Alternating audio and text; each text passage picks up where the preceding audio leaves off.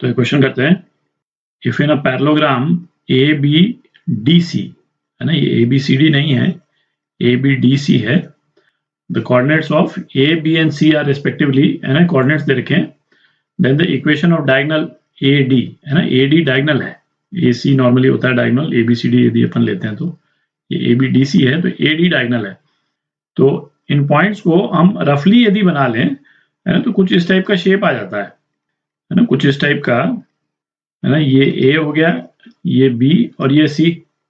ए point क्या है 1 2, B point है आपका 3 4 और सी पॉइंट क्या है 2 5, है ना। ऑब्वियसली स्केल पे नहीं है, और अपना पैरेललोग्राम जो बनेगा वो इस टाइप का बन जाएगा, है ना, इस टाइप का अपन विजुलाइज कर सकते हैं पैरेललोग्राम। और ये आपका डी पॉइंट हो गया, ठीक है। तो अपने को क्या पता करना है, अपने को ये जो ए डी लाइन है ना, इसकी इक्वेशन पता करनी।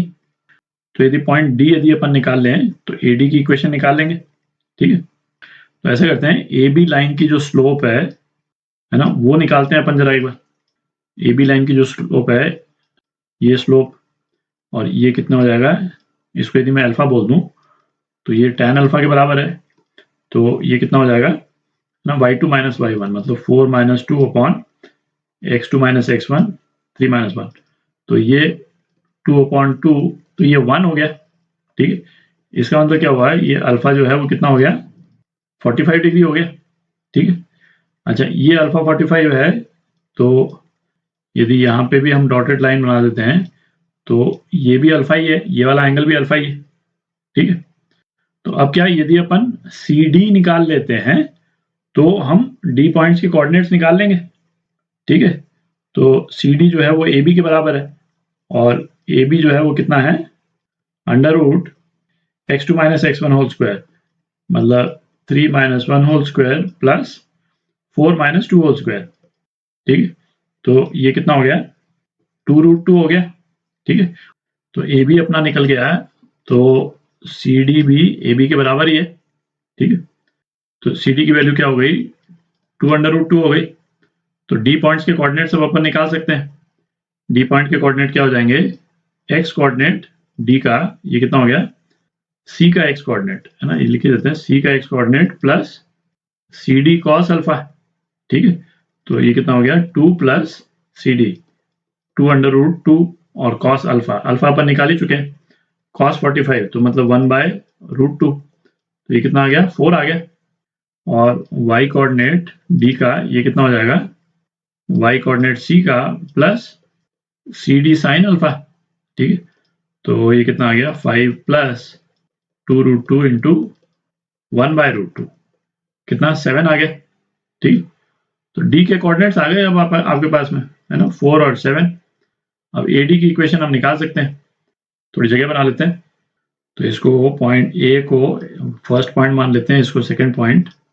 तो x माइनस x1, है ना, x माइनस x1 कितना हो गया 1 अपॉन x2 माइनस x1, मतलब 4 माइनस 1, ठीक है, is equal to y minus y1, y1 जो है ये यहाँ पे 2 है, और y2 माइनस y1 मतलब 7 माइनस 2, ठीक है। इस इक्वेशन को आप सॉल्व कर लेते हैं तो क्या आ जाएगा 5x minus 3y plus 1 is equal to 0, ठीक है। तो ये आपका आंसर हो गया, ये आपका आंसर सी पार्ट।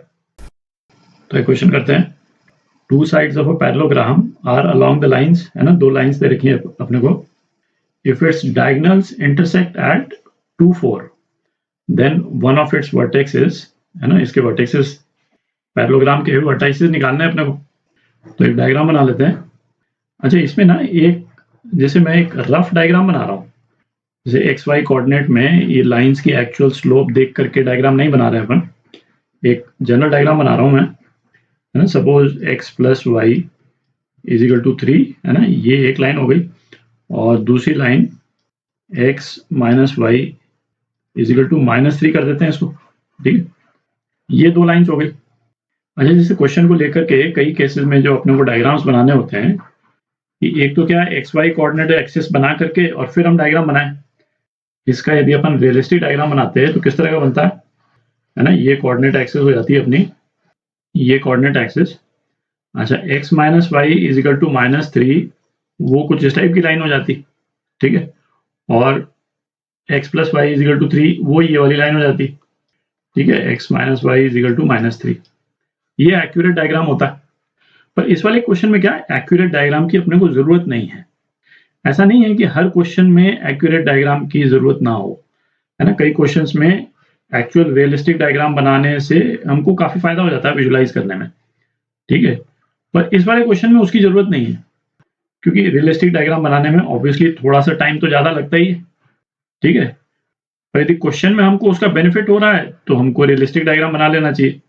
अब किस क्वेश्चन में रियलिस्टिक डायग्राम आप बनाएंगे, किस में नहीं बनाएंगे, है ना, ये थोड़ा सा प्रैक्टिस से आपको आइडिया लग जाता है। जैसे इस वाले क्वेश्चन में, है ना, रियलिस्टिक डायग्राम की अपने को कहीं जरूरत नहीं पड़ेगी। अपने को डायगोनल्स कहाँ इंटरसेक्ट करते हैं वो दे ही रखा है, तो उससे अपन बाकी के वर्टाइसेस वैसे ही निकाल लेंगे, है ना। ये रियलिस्टिक डायग्राम की जरूरत नहीं पड़ेगी अपने को, ठीक है। तो इसको ध्यान में रखें। तो इस क्वेश्चन में क्या रखा है, डायगोनल्स 2, 4 पे इंटरसेक्ट कर रहे हैं, तो इनके डायगोनल से इंटरसेक्शन वाला पॉइंट जो है 2, 4 अपन इस तरह से बना लेते हैं। तो पैरेललोग्राम जो है वो अपन ने किस तरह से बना लिया, अपना पैरेललोग्राम कुछ इस टाइप से हो जाएगा, ठीक है।